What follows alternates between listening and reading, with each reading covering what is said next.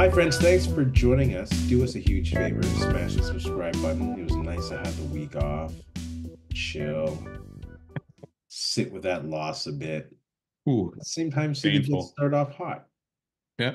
So balance, yin yang. Yes. But it's good to be back. Do us a favor, smash that subscribe button. We appreciate the support. Benny, where can they find us on social media? Yeah, you can find us at Ray Benny Sports. We're on Twitter, Facebook, TikTok, Instagram. Check us out also on Reddit and Discord. And don't forget to leave us a rating on your favorite podcast provider. Like I mentioned, we have some Bomber talk from the week off. We have some Jets talk from their first week of the season. So let's get to it. Bomber talk brought to you by Fahrenheit Airbrushing. Stand out on the ice, pavement, field, or in the stands with a custom airbrushed helmet, goalie mask, or project. A local Manitoba business with affordable solutions. Check out Fahrenheit Airbrushing on Facebook or call them at 204-891-7431. Yeah, and don't forget to tell them that Ray and Benny sent you. Biggest takeaway, we'll revisit it. We'll open the wound a little bit. We'll pick the scab. Biggest takeaway from the Bomber loss to the Argos. To me, it's got to be that O line and the 7 sacks that they gave up, protection issues all game long for Claros. I mean, they still got a 5 yard average in the run game, but really only ran the ball 12 times. But yeah, for me, the the weakness or that the O line got exposed very well in that game. And maybe it's just Toronto. It seems to be against Toronto where the Bombers offense has struggled this year, really, right? In the 2 games against them, they've only scored 10, what was it, 11 this game? And then 14 the game before, or even less than that. I can't remember now. So yeah, that O line has struggled in games against Toronto, and that D line for Toronto has feasted. 12 sacks in 2 games. The Bombers have turned the ball over 9 times in those 2 games. And they were able to pressure Caleros without having to deploy a blitz too much, which isn't Yeah. good. The running game was okay, but on the goal line with Terry Wilson, and it's not just that play that concerns me about short yardage. There are a couple of occasions now where Wilson has not had the space, and he's not as big, he's not as strong as Strevler, but the holes haven't been there for him to just follow through and just, I don't know, that's a bit concerning against teams like the Argos and also Montreal, who they have to play, but Montreal already lost stuff up. We'll talk about them in a second. And not just the fact that the O-line didn't look very strong and it looked like Liam Dobson got picked on that game, but Buck Pierce and the inability to go to the short passing game earlier on and waiting till halftime to go to it is a little puzzling. You saw that the even when Caleros wasn't getting sacked, the pocket was collapsing. Why not get the ball out of Caleros's hand early, quicker, and earlier in the game? That was a little concerning as well because there's already 3 sacks by halftime Yeah. or four. Or it's more than that. Yeah, I was gonna say, I'm pretty sure it was more. Could be 5 and 2. I can't remember. Yeah. But after sack number 3, I would have been like, okay, let's get the ball out of his hands. That call's got to come earlier. Yeah, you got to definitely make some adjustments as too, if you especially if you're not getting the time and your O line is having a terrible game. Some adjustments have to be made, and you saw it later because Oliveira ended up with like 6 or 7 catches, right, kind of thing. So he Yeah. he caught a lot out of the backfield, and again, and that they did that earlier this season. When did they do that? Was it also against Toronto, or I can't remember what game it was where Claus or sorry, Calgary? Oliveira had 9 catches, right? Yeah. Was it Calgary? Maybe it was. Yeah, I'm trying to think off the top of my head, but yeah, it was a lot of passes behind. But so they've done it in the past. So yeah, you got to look at it and go, okay, we're not getting much time. We're getting sacked like crazy. Yeah. We got to buy Claus some more time and maybe back these guys off a bit because yeah, it was rough. And like you say on the short yardage, we saw even earlier this year sometime. Strebler started off hot short yardage. And I don't think he ever got stuffed for touchdowns, but there was a lot of 3rd and 1s where they weren't converting as much as they were Yeah. earlier in the year. And that was with Strebler. So now you got Wilson, who's not as experienced back there, trying to do the same thing. And yeah, they're getting stuffed on some of those. And with those D lines that Toronto has, and like you said, Montreal, those will be tough. And Montreal, yeah, they may rest a bunch of guys coming up this weekend, but if you meet them in the playoffs, that's going to be another tough situation that they're going to have to get figured out. And they got out physical. Yeah. They got out bullied. And that's been kind of the constant in these past two Grey Cups. Yeah. They've been out physicaled and the games have been close. The Bombers, I think, are 2-4 in games that have been decided by less than 3 points this year. Yeah. Yeah. A lot of close games and a lot of close losses. And they're sub 500 on them. Yeah. I mean, the Toronto game, the two Toronto games, the Saskatchewan game. Yeah. I mean, the Ottawa game, all those games were like, could have gone either way, right? But they just couldn't find ways to finish them. Even in this one, and obviously we're going to talk about this as well, like Sergio Castillo against Toronto. I mean, that's, two games against them where he struggled, hitting, Yeah. missing chip shots from inside the 40. Killing it from outside in the 50s, but in the 40s, he's starting to miss. So that was disappointing because there's 5 points there, right? That Yeah. would have been enough for the victory. And then the last drive where Claros 1 second too late, took off to try and get that first down and dove through the air and just missed it. But it was just too little too late for that Bomber offense. So let's move on to the Owls. What do the Bombers need to do to beat the Owls? I'll go on offense and I'll say reestablish that bully ball. Excuse me. Montreal gives up this beer. Is good. Montreal gives up the second most rushing yards per game. So this could be a great opportunity for the Bombers O-line to reestablish their dominance on the line. Especially because Montreal might be holding back some of their players. They really have nothing to play for. Do you think Fajardo will play?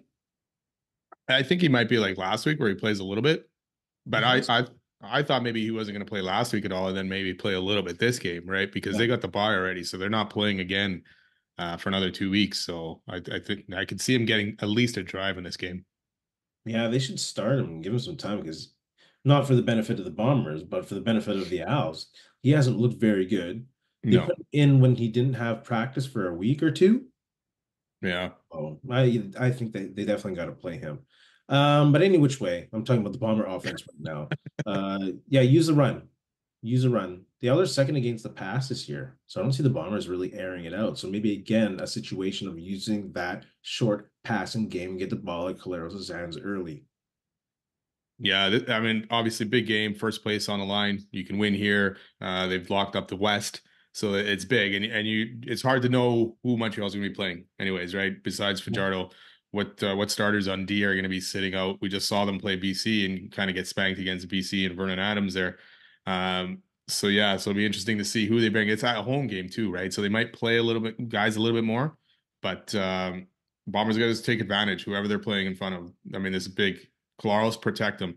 You got to get that protection. And like you say, this got to be an Oliveira game. I know we've said that a lot, but when Oliveira is on his game, the Bombers are usually winning. So I'd like to see that happen in this game.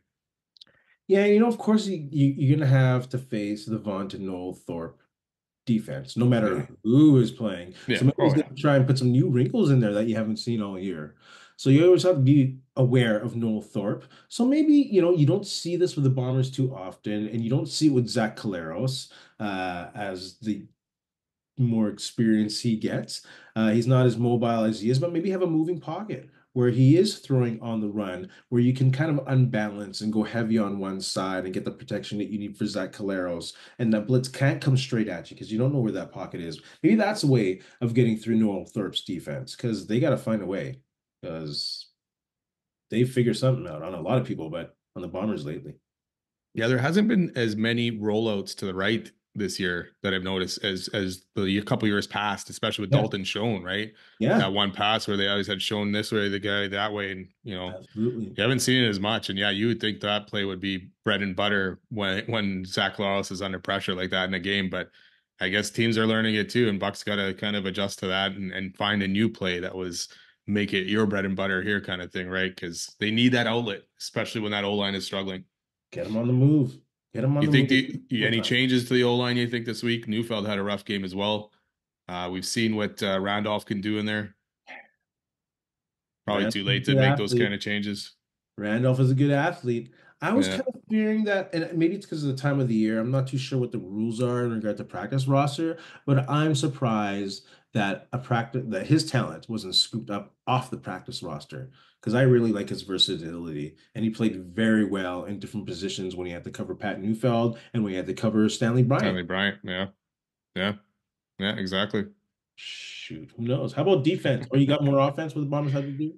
No, that's basically it. What do they got to do on defense? You know what? This defense has been playing really well. You know, keep that going. They played really well against Toronto again. They're not the reason for that loss. Jordan Younger has these guys playing lights out. They're bringing back Nick Taylor too. I don't know if that's Yeah. a bad sign for Brandon Alexander or what. So hopefully he's okay to go. But Nick Taylor is a good piece to bring back in. But yeah, I don't know. You know, get the only thing against the Argos they didn't have was a sack. You know, so they got to get after if it's Fajardo or Alexander, whoever is in there. Again, that D line has got to ball out, and linebackers have been stepping up and playing well. And again, DB's wicked season so far. Yeah, Montreal's not very good at running the ball, and they're not very good at establishing the running game. Yeah, that So, offense has kind of gone down. Sorry to interrupt with the receivers yeah, that have gotten injured for them as well, absolutely. right? So yeah, it's kind of taking a step back. And they're kind of opposite from what they were finishing the season last year.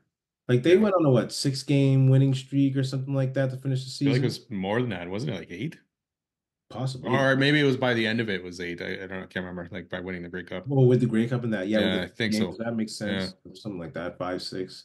They're not doing that this season. no, They're yeah, the not looking complete as opposite.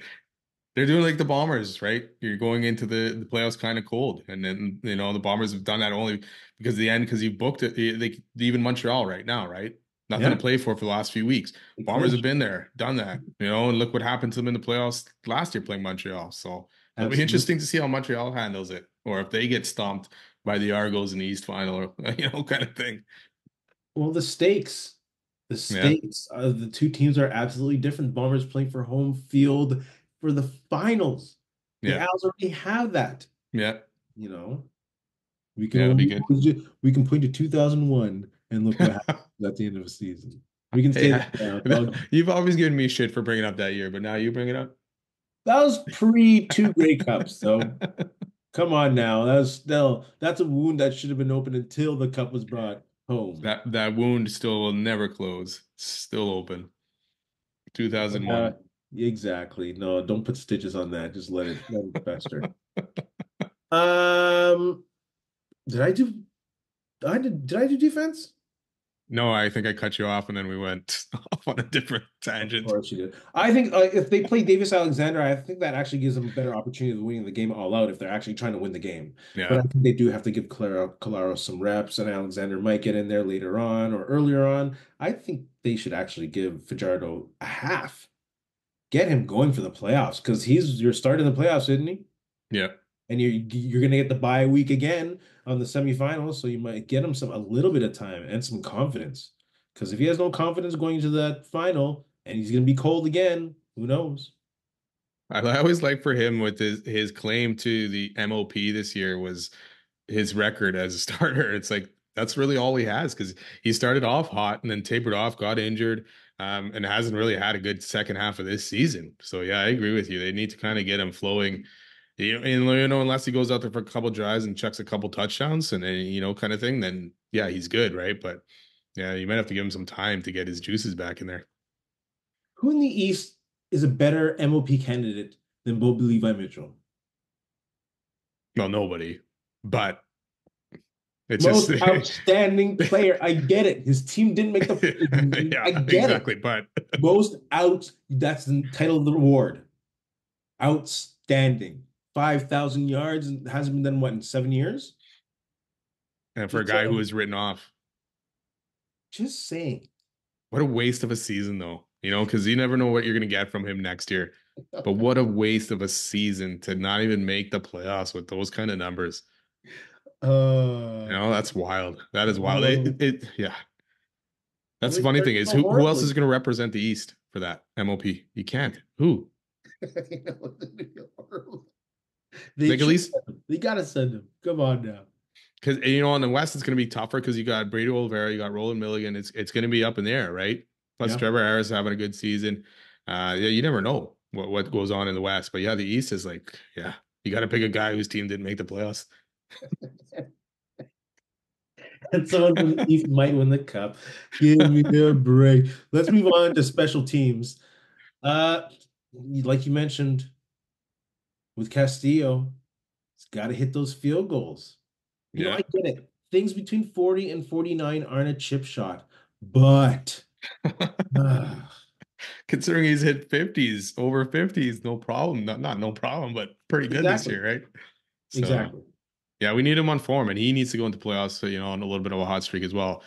So it's not often where he plays two shitty games in a row, right? So he usually comes back with a vengeance and has a good bounce back the next time. So I Yeah. think he did the first game against Toronto. He came back and bounced back pretty good and excellent. So return game, I'm not. I mean, luckily Whitehead's doing okay, but nothing too exciting back there at all. I mean, they held Janae Grant in check, and I believe Grant also fumbled, right? So from what I remember, And did they so didn't score a touchdown. Cole no. got that fumble on and they didn't put it in the end zone. Right. Yeah, It was exactly. inside the 20, like at the Yeah. 10. Yes. Sorry for bringing that up. That's okay. We were over that game. We were on to the Uh, next one. Like was it Bill Belichick? We're on to the next one. We're on to we're on to Cincinnati. yeah, yeah, yeah. Yeah, special teams. I don't know. They have a great returner in Montreal. Will he play? I don't know. Yeah, Probably that's the shouldn't thing, play. right? Who knows? But it's a CFL. You can only not dress so many people, right? Bring someone off the practice roster, let them do that, something like that. Feels But fine. everything costs more money, so That's true. How much money are they saving on Sean Lemon? yeah, probably some pretty good coin there. I'm still pissed off at that. Let them. I get it fundamentally. Okay, we've done that a couple months ago. Let's move on. Let's move on to some vintage, I guess, bomber talk, retro bomber talk, or pretty current bomber talk, depending on who your favorite defensive linemen were in bomber history. Who is your all-time bomber D line? We got two ends, two tackles. Let's start in the middle. Because we always start Duck, with the glory on the ends. Let's start in the middle. yeah, Who are your two? the unsung heroes in the middle, right? The guys on the ends get more glory. Of course. Uh, Doug Brown, number one kind of thing, right? I mean, the guy was a force in the middle of that line for the Bombers for all those years. Absolutely. So can't go wrong there. And then Stan Mikwas, another force in the middle of that D line. So Yeah. and some Grey Cups too for both these. Well, no, sorry, not Doug Brown. Sorry, for Mikwas got a couple in there, right? So Yeah. No, not for Doug Brown, bro. no, it's 2001. See, now it's just See? in my head. It's It's in fine. there, Fine. stuck in there. Pick that scab. It's fine. Uh, Doug Brown, without a doubt, Canadian, just dominant, plugging that middle. And Stan Mikkel was so good. He had a huge Grey Cup play in 1984 with an was it fumble picked up, gone to the end zone. But I'm gonna take the other D lineman who also rotated on the end too. I'm gonna go with Michael Gray with the immaculate interception. He had some great years in Winnipeg. I remember he was a beast when he played for BC. I think he was there when Roy DeWalt was there, so it was a son of gun going against him. But I'll give him his props, Michael Gray. Yeah, right on. Can't go wrong. On the ends, let's get this guy out of the way. Come on now. If you don't have this guy, I'm gonna be like, what? I'll go Alfred Payton. I got Alfred Payton. Yeah, for sure. I have Alfred Payton. And Wasn't here for a long time, but he was here for a good time. I he mean, was put up some dominant. wicked numbers, man. Dominant. Yeah, Oh my goodness. Three stints with Winnipeg? yeah, Dang. yeah. Played with the hated Whack. Baltimore Stallions. Oh my God. He was so good. So good. That team was so dominant. Yeah, Who do you got for the other end? I got to go with Willie Jefferson. Were we going with current guys too, or we're Sure, just why going all not? time? Right? Yeah, Willie Jefferson's just been a dominant force since coming over to the Bombers. Yeah. In back 2018, 19. I don't remember now, but yeah, he's been a force back Yeah. there. Of course, Willie Jefferson. Like those two are just like probably the easiest ones to do. Blocks and sacks and energy and tackles for loss. Like, dude has it all. Like the W right there, the logo, that's for Willie. Yeah, As well be. And I'm gonna give a shout out to Gavin Walls too. yeah. I had Gavin Walls written down here too, just to have him 47 on there. sacks in 5 years with the Bombers. Rookie of the year and in 2005. Shoot, I can't remember years now. 2009. Rookie of the year and also the Bombers defensive player of the year that same year. So shout out to Gavin Walls. Yeah, they've had some good ones. Anyone else you want to shout out? What was Tom Canada? He was a defensive end, wasn't he? He wasn't a linebacker, was he? Oh no, he was an end. Yeah. Yeah, he was great. Yeah, he was another good one too. Shout out. His correct kind of career just ended in a fizzle almost after the way with the Bombers, anyways. Yeah, it's just like he left. Like the injuries started to take their toll on him, kind of thing. But he was so good too. I don't remember him being ineffective. Hmm. I remember him always being a factor on the D line, and then he was just gone. Yeah, You know what I mean? Like I'm sure yeah, everyone slows down, but he was just gone. yeah. It was weird. It was just sudden kind of thing. So It was almost like the Buffalo thing, just gone. that's another wound that hasn't healed yet. Okay, we'll talk about the Jets in a second. Let's just go quickly some CFL talk. CFL Power 3. Who do you got? I'm gonna go Toronto, Saskatchewan, and Winnipeg right now, top to bottom. Saskatchewan's getting strong. Props Yeah, to they've come on them. strong. They're playing really well. Again, they're playing Calgary. Yeah, so that's why Bombers need to win this game because you can't count on Calgary to win that game at all. Even more inspiration to play hard. Yeah, Like, are they exactly. going to play PJ Walker? I would if I were them. Why not? What do you have to lose? See what you got. Yeah, exactly. Nothing else is working for you right now. Just do it. I can't believe they played Schultz. Schultz, Schultz, And Schultz. then Bolio had thrown 4 touchdowns in the first half. Why? Why did they play that guy? Why, man? Because they don't Man. care. No. My CFL Power 3, I have Toronto, Winnipeg, and I know it's one win. But VA and Oh. BC, I think they're back. I think they're back. And that's a bit of a segue into this last question on CFL talk. How will the QB situation in BC shake out? Man, the only way VA stays in BC is if he wins the cup. Yeah. If he wins the cup, you have to keep him. If I was GM, I'd keep him and I get as many chips as I can for Nathan Rourke. Because some teams or a couple teams, Calgary, are gonna give up some chips for a player like that. Oh So yeah. if he wins a cup, they're gonna trade Rourke. Yeah, I think you would almost have to. Eh? I mean, at this point, yeah, ride with VA. VA is your guy no matter what the rest of the season, kind of thing, right? And Mhm. if he doesn't win the cup, then hey, yeah, then you can go back to work next year and give him off season and all that stuff. But yeah, if VA wins the cup, you can't get rid of him. And no, I mean, sorry, people are going to pay that. They're not going to care. They're going to pay that contract to Rourke gladly and give you probably a couple first rounders for it. You think Oh yeah. Calgary's not? You're going to be like, no, we're not paying that. We're going to go back to Jake Mayer. No, not happening. Throw Jake Mary in there. But what a mess by Campbell there.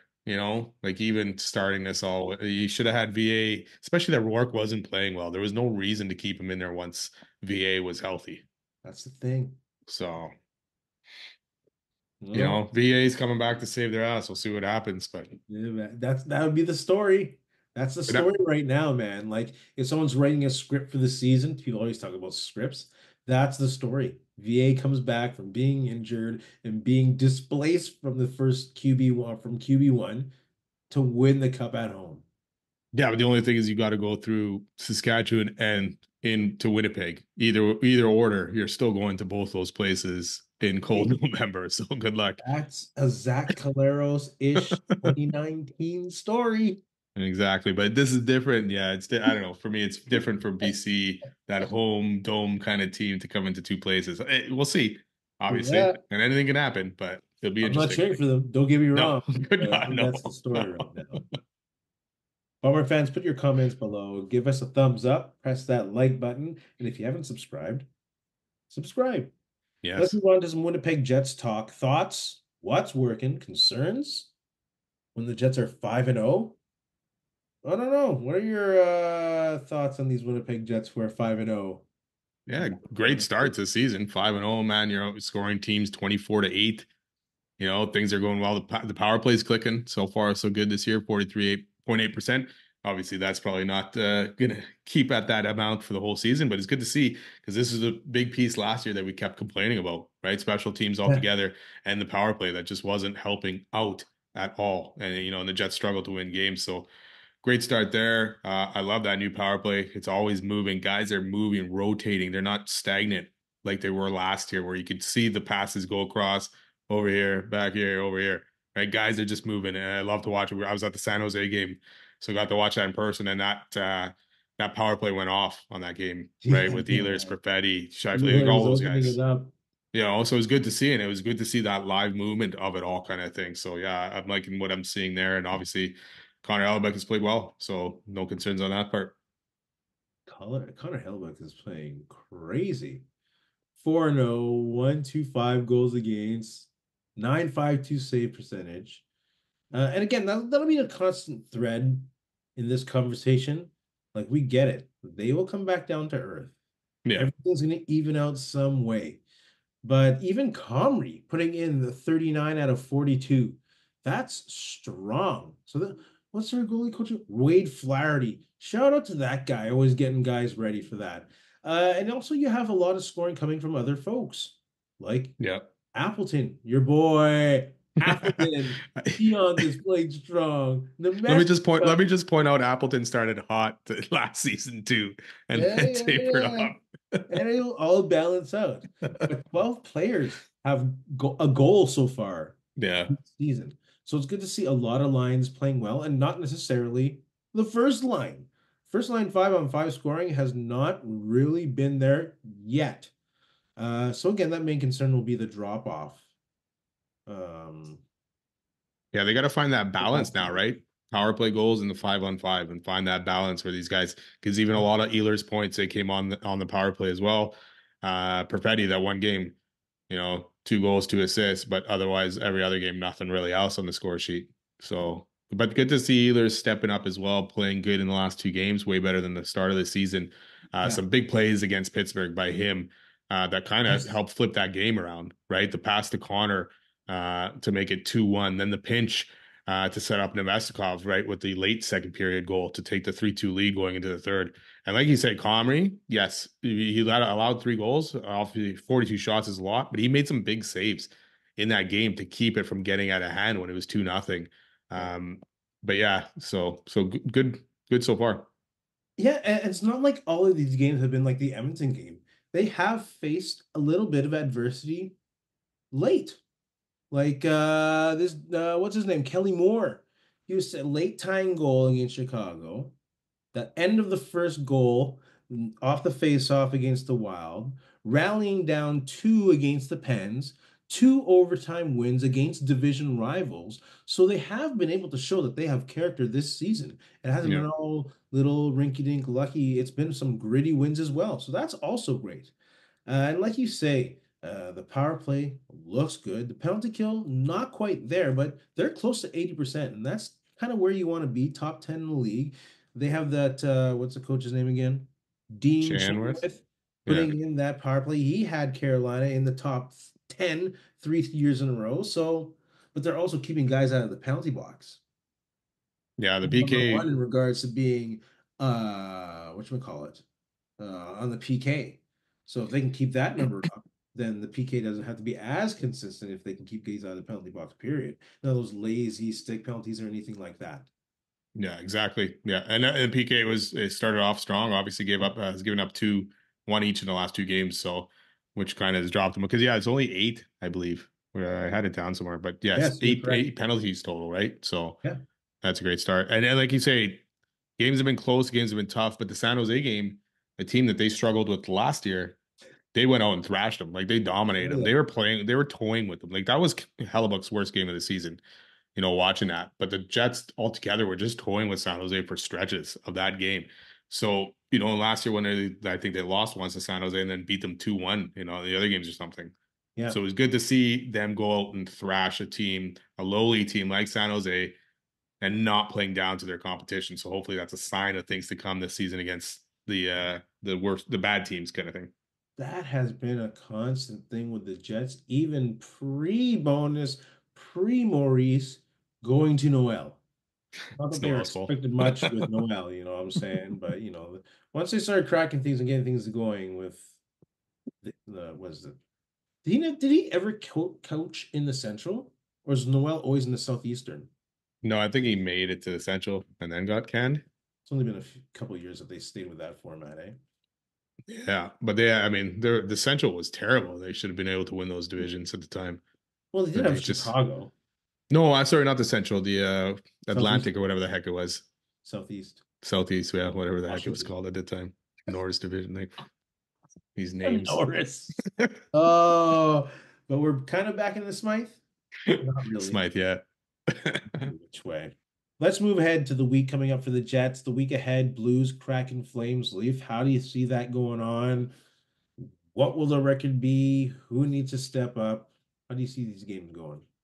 Well, speaking of one guy I want to kind of see step up, Velarde, Gabe Velarde's had a nice start to the season, has opportunities, but right now is only sitting at 3 assists and a goose egg in the goal department. So I'd like to Yeah. see him be able to start getting that rolling. And like we said, that 5-on-5, especially with that top line, needs to get going as well. Even though Scheifele and Connor have 9 goals together, like you say, a lot of it's not 5-on-5. So Velarde, let's see what he can do. In terms of who they're playing, Blues are hit and miss, right? Jordan Binnington has started off weak. Terrible season to start, really, for him. Under 900 save percentage, whereas Joel Hofer has played really well and is at 932. So, hopefully, hopefully we see Bennington in this one because Hofer has played really well. But yeah, the Blues are strong. They got 2 goals, 2.8 goals for and 2.8 goals against. So they're kind of middle of the pack, but sit at 4-2. So I can see the Jets taking at least the games against the Blues. I would say 3-1 even on this trip. Toronto, it's not till next week, Monday, but that might be the tougher one. I know Calgary sometimes going into Calgary, they have a tough time, but hopefully the way they're playing, but will they actually be 8-0 though? Going into Toronto? No, I don't think Probably so. not. Probably I not. don't think so. I'm going to be a little more conservative. I'm going to go 2-2. I think they're going to bookend these 4 games. I think they will take the game against the Blues. The Blues need these will be 2-4, like you're there saying. The goal differential is just right there, right down the middle. So I think the Jets will take that one. The Kraken, they're a solid start, and they're rolling again with 4 lines, like they Yeah, looked a couple that's what they are, seasons right? ago. Yeah. And I think they'll give the Jets some trouble. And then, of course, they're going to the Pacific time zone, which has been an issue sometimes. Maybe mentally for a fan, maybe that's what it is. And I don't like staying up for a game, but any which way. And they got the Flames who are also starting hot. They don't have I don't think it matters as much not having a clear-cut number one goalie yet, or maybe at all, No. especially after what Vegas did. And they won the cup with multiple goalies. I think if you have 2 decent goalies that you can pay $2 to $3 million for, or whatever it is, I think you can be just as competitive as New York has Shesterkin. To be Yeah, honest, at this there's point. always going to be, especially with those goalies, you're still kind of waiting for one of the guys to step up and take the reins. Yeah. So yeah, you can go back and forth. Like you say for the Flames, Dustin Wolf is playing better than Vlader. But maybe in 5, 10 games from now, it's going to be the opposite way around. Yeah.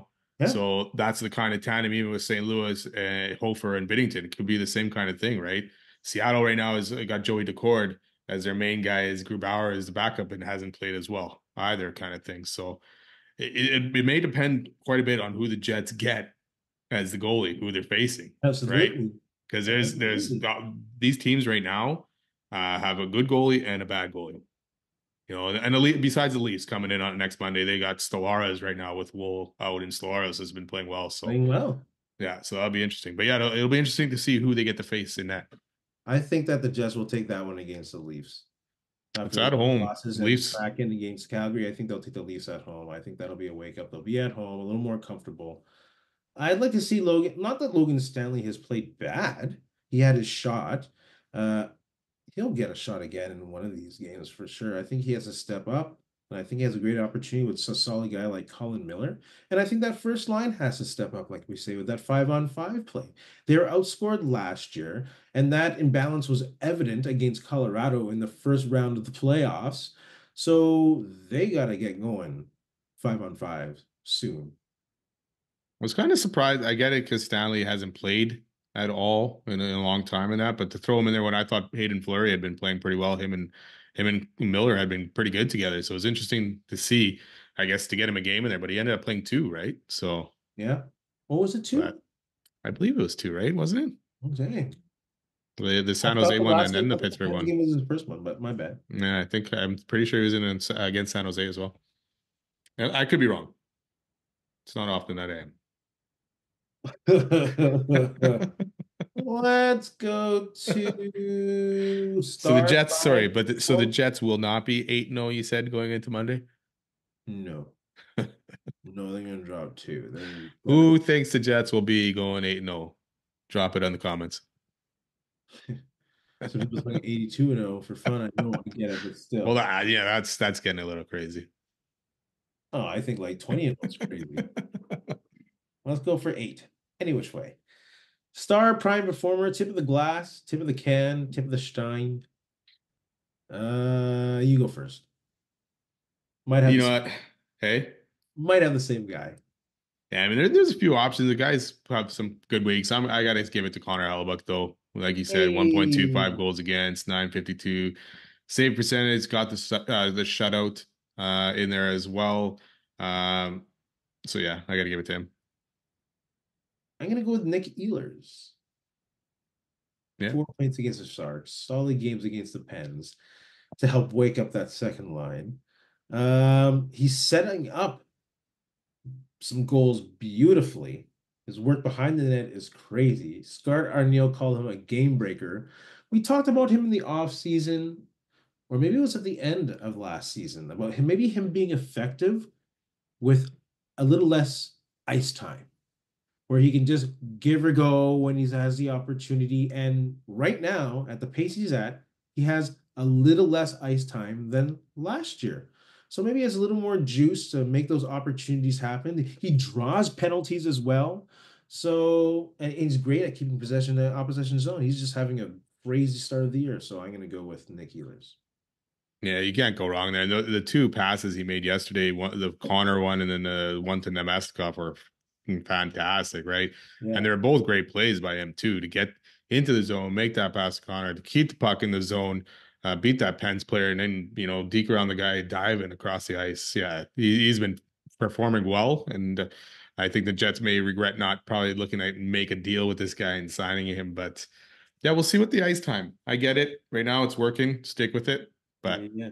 you know, he's playing well. And the funny thing is, even with the power play time, his time has gone down, like you said, right? Because now he's Yeah. getting first line minutes. You can't drop that second line. No. You can drop that second line. The only way that happens if they do a flip between Connors and Ehlers. Yeah, that's So probably not no. happening right now. That Scheifele and Connor have been playing well together. Yeah. Defensively, all around kind of thing. Yes, here and there they're going to make mistakes and that, but they got a chemistry, man, and it's hard to break that up, right? Yeah. As much as sometimes I want to see it too, they got that chemistry. It's crazy.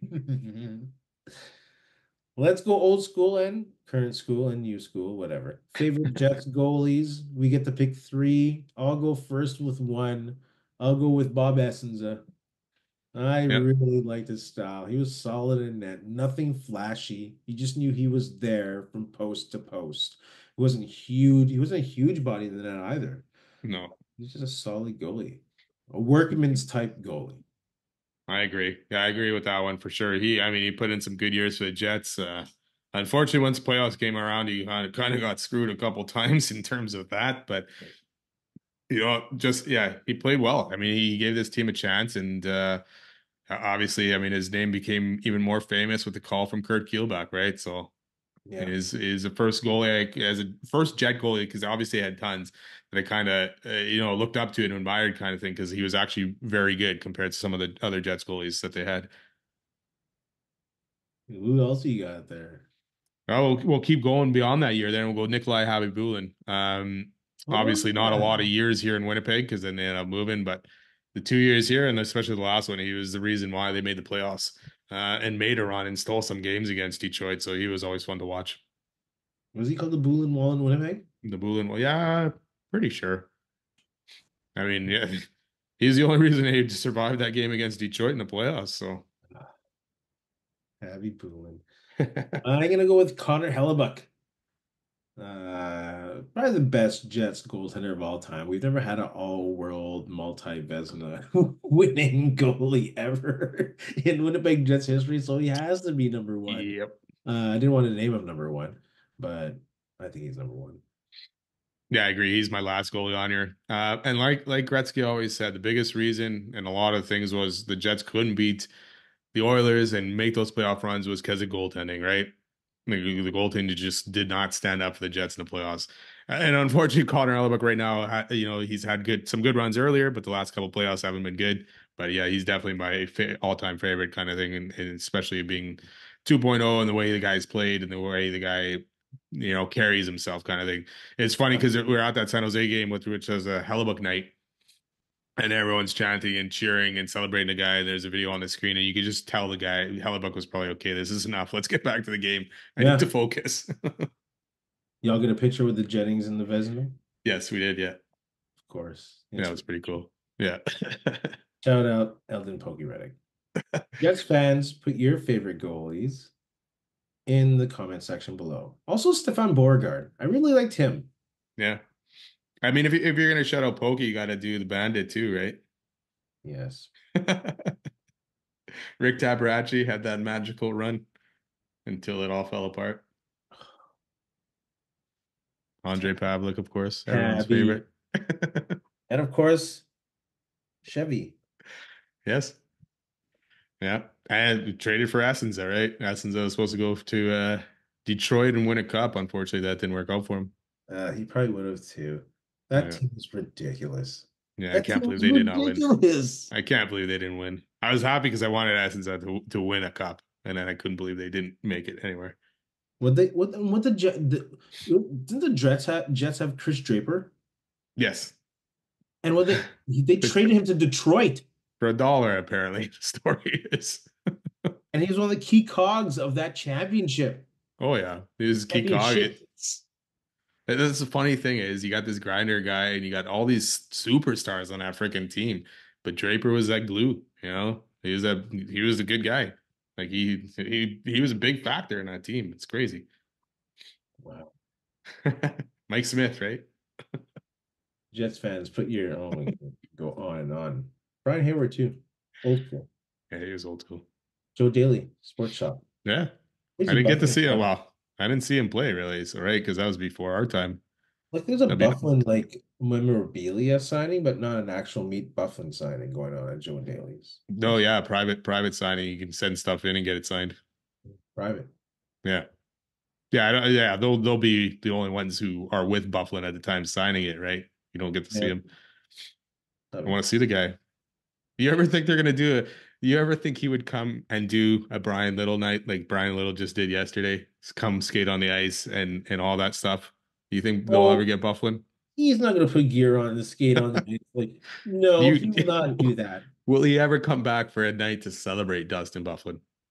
I can see a Dustin Bufflin night, and maybe he's in like a box getting drunk and not Yeah, walking on the ice or doing any of the puck drop or anything. He's just there. I don't see it ever happening. I don't think he'll ever agree to it. He deserves to, but for Oh sure. yeah, for sure. And that game would sell out. Oh yeah. It would Yeah, if the sell out. Jets want to if the Jets want to be able to pay for see costs in that, they just can up the cost of that game and people would go crazy buying those tickets. Dustin Bufflin. Shoot, I You'd want have to. to you'd have to throw a whiteout party probably if they had a Dustin Bufflin night. That'd be insane, man. Yeah. Oh my goodness. I'm gonna go watch some Dustin Bufflin clips now. Compilation of him just going nuts and ragdolling two guys at one time. Just fantastic. Let's look at the NHL Canadian Power 3. Who do you got? Who do I got? I got Winnipeg, Calgary, Edmonton. I got Winnipeg, Calgary, and Toronto. So far, good game or good games for Toronto. Edmonton's struggling out of the gate again. They are, but they've won two of their last three, and they're starting to get back into the groove. And yes, But they Toronto just lost. Well, they lost had to Dallas. Sorry, but that's Dallas is a good team. tonight. No, yesterday I think it was Oh yeah, Dallas is a good this team. weekend. Yeah, Son of a gun. Yeah, and Toronto, yeah. I just pick them to go deep in the playoffs, and when I see them win two out of three, I'm starting to go on that train. But Toronto yeah. was there. Toronto was there. It's interesting times again in Edmonton because again, starting off slow, goaltending problems, issues, questions, right? So it'll be interesting to see where that turns around and where it goes. And like Calgary, like again, I can say the same as Winnipeg. You don't Yeah, know. You don't yeah. know. When it's The bubble is gonna burst at some point for Winnipeg and Calgary, kind of thing, right? yeah. Winnipeg's not winning with this many games all the time. I can't see it happening. So, and if they do, Well, hey, fantastic. I hope they do. I hope they keep hey, going. on the journey to what, 110? Yeah. The bubble really didn't burst until like the All-Star break-ish. Yes. Yeah, that's where it always seems to break for the Jets in the last few years, right? After Son, Christmas, All-Star break, it's like, what the heck is going on? Okay, so let's enjoy it while it goes right now, not worry about it until the bubble does break, and Let's then go undefeated until that time. oh my gosh, you said undefeated. Now it's never gonna happen. Benny, have anything to say to our friends? You know what? Thanks a lot for listening. Don't forget to subscribe and follow, and go Bombers, go Jets, go. And in the famous words of Babe Ruth, never let the fear of striking out get in your way. Hey, friends and neighbors, don't forget to check us out online on Facebook, TikTok, Instagram, and Twitter at Ray Benny Sports. And don't forget to check out our YouTube channel. Leave a like, leave a comment, tell us what you think.